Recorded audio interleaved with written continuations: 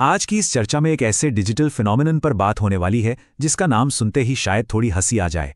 जरा सोचिए, एक पूरा का पूरा मूवमेंट जिसका नाम घर के सबसे नापसंद कीड़े यानी कॉकरोच पर रखा गया हो। सुनने में ये किसी मजाक जैसा लगता है ना? लेकिन सच मानिए, ये कोई मजाक नहीं बल्कि एक हकीकत है। चलिए समझते हैं कि आखिर ये पूरा माजरा क्या है और इसके पीछे की कहानी क्या है। अब ये सवाल दिमाग में आना बिल्कुल लाजमी है कि देश के पढ़े लिखे अच्छी खासी डिग्री रखने वाले युवा इतने गर्व से खुद को कीड़ा क्यों कह रहे हैं। जिन युवाओं का दावा है कि वो पेपर लीक और सालों से रुकी हुई भर्तियों का सामना कर रहे हैं, वो अचानक से एक कॉकरोच के बैनर तले क्यों एकजुट हो गए? देखा जाए तो यही विरोधाभास इस पूरी कहानी को इतना दिलचस्प बनाता है। तो आगे बढ़ने से पहले ये एकदम क्लियर कर लेना जरूरी है कि आखिर ये सीजेपी या कॉकरोच जनता पार्टी है क्या चीज। देखिए, ये कोई आम चुनावी पार्टी बिल्कुल नहीं है। यहाँ कोई सड़क पर रैलियां नहीं निकालता, कोई रोड शो नहीं होते। ये पूरी तरह से इंटरनेट पर चलने वाला मीम संचालित एक डिजिटल विरोध आंदोलन है। मतलब ये व्यंग्य या सार्केज्म के जरिए अपना पूरा विरोध जताते हैं। तो ये सब शुरू कैसे हुआ? कहानी शुरू होती है 15 मई 2026 से। हुआ कुछ यूं कि सुप्रीम कोर्ट की एक कानूनी टिप्पणी के दौरान कॉकरोच और परजीवी जैसे शब्दों का जिक्र आ गया। बस फिर क्या था, इस एक टिप्पणी ने इंटरनेट पर मानो आग लगा दी।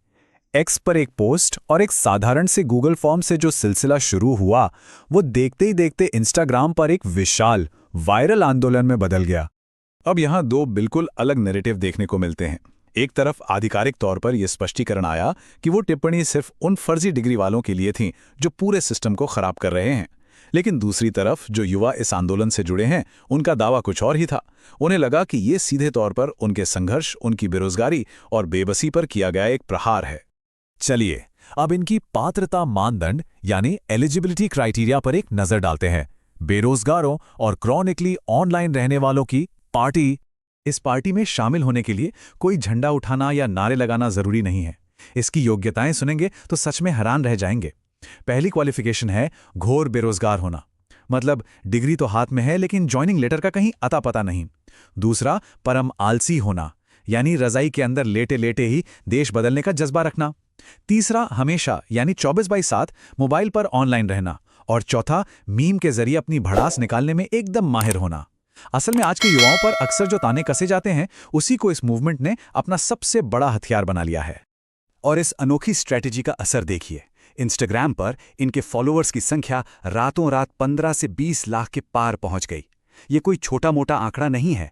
ये साफ तौर पर साबित करता है कि ये महज इंटरनेट का कोई छोटा मोटा मजाक नहीं है, बल्कि एक ऐसा मूवमेंट है जिसने बहुत ही कम समय में एक बड़े वर्ग को अपनी ओर खींच लिया है।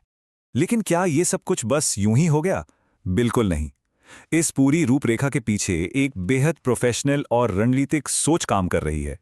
इसके सूत्रधार हैं 30 साल के अभिजीत।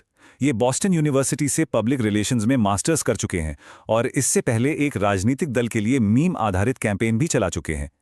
तो ये कहा जा सकता है कि इस व्यंग्यात्मक पार्टी की बुनियाद काफी सोची समझी और कैलकुलेटेड है। अब जरा विरोध के इन बदलते तरीकों को समझिए। जहां हमारी पारंपरिक राजनीति आज भी लंबे लंबे भाषणों, बड़ी रैलियों और पुराने नारों पर टिकी हुई है, वहीं सीजेपी की मॉडर्न स्ट्रैटेजी तीखे मीम्स, डिजिटल फॉर्म्स और इंटरनेट के सरकाज़म पर चल रही है। तर्क ये दिया जा रहा है कि लंबे भाषण अब नई पीढ़ी को कनेक्ट नहीं करते, इसीलिए ये मीम्स अब एक बहुत ही पावरफुल डिजिटल हथियार बन चुके हैं। अब आते हैं इनके मैनिफेस्टो यानी घोषणा पत्र पर। मजाक अपनी जगह है, लेकिन इसके पीछे का एजेंडा बेहद गंभीर है। अगर ध्यान से देखें तो इनकी मांगें सिर्फ कोई इंटरनेट ट्रोलिंग नहीं है। ये सिस्टम से जुड़ी कुछ बहुत गहरी शिकायतें हैं। जैसे रिटायरमेंट के बाद अधिकारियों के लिए एक कूलिंग ऑफ पीरियड होना चाहिए। लोकतंत्र में जो वोट लापता हो जाते हैं, उन पर सख्त जवाबदेही तय होनी चाहिए। महिलाओं के लिए 33% की बजाय सीधे 50% भागीदारी की मांग।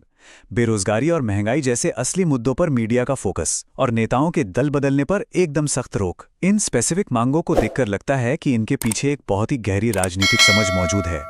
जब उम्मीद जवाब देना बंद करती है, तब व्यंग बोलना शुरू करता है। ये एक लाइन इस पूरे फिनोमिनन को बहुत खूबी से बयां करती है। ये डिजिटल आंदोलन केवल हंसने हंसाने के लिए नहीं है, बल्कि इसे उस युवा वर्ग की निराशा, हताशा और व्यवस्था से टूटते भरोसे की अभिव्यक्ति के तौर पर भी देखा जा रहा है।